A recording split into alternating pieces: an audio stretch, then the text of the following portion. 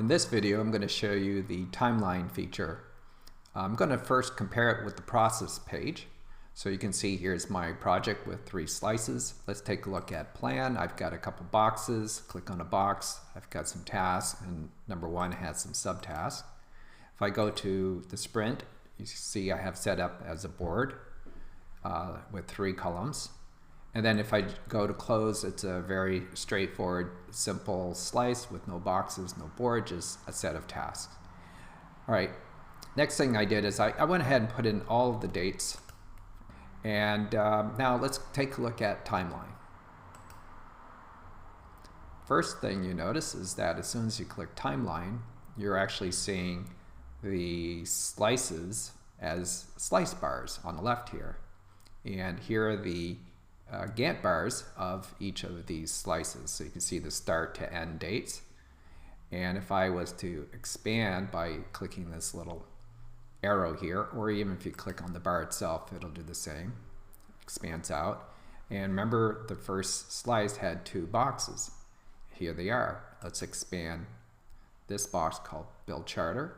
And you can see here are the tasks with their bars. And again, if I go in deeper, here are the subtasks. And here are those. You can click on a task to open it up, to get access to all of its controls, files, people assignment, posts, dependencies, etc. And directly from the bar, you can actually click on the date to open up the date view. So let's scroll down a little bit and let's open up the sprint. Remember, this is the one with the board. Here are the board columns and their tasks. And let's take a look at close and their task. So if you wanted to expand all of the slices, boxes, etc., then you can actually see on the right-hand side the full Gantt view of all the bars going across the entire project. I want to show you a little bit about zooming.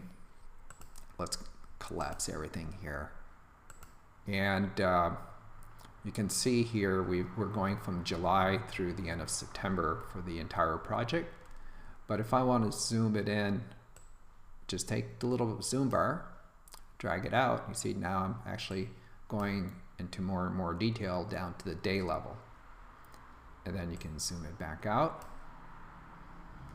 Likewise, if you want to take a look at these tasks here, it's kind of hard to tell because here you're looking at different weeks, but I can zoom it in, and then all you have to do is take your mouse and just drag the chart left and right to move it to different days, different weeks, etc.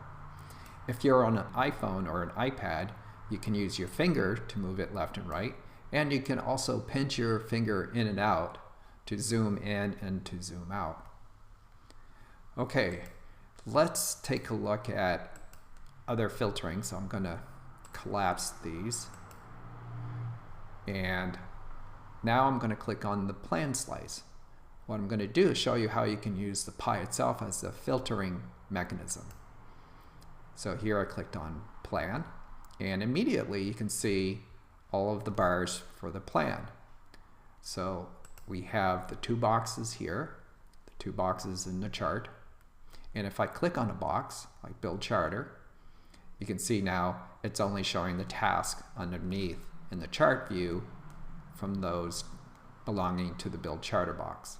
Likewise, if I click on Define, here are the Define tasks. So let's go and take a look at the sprint.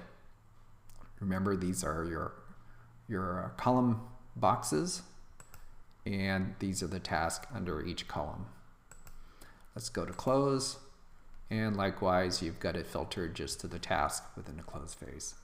And unselect to get the full view of the entire project.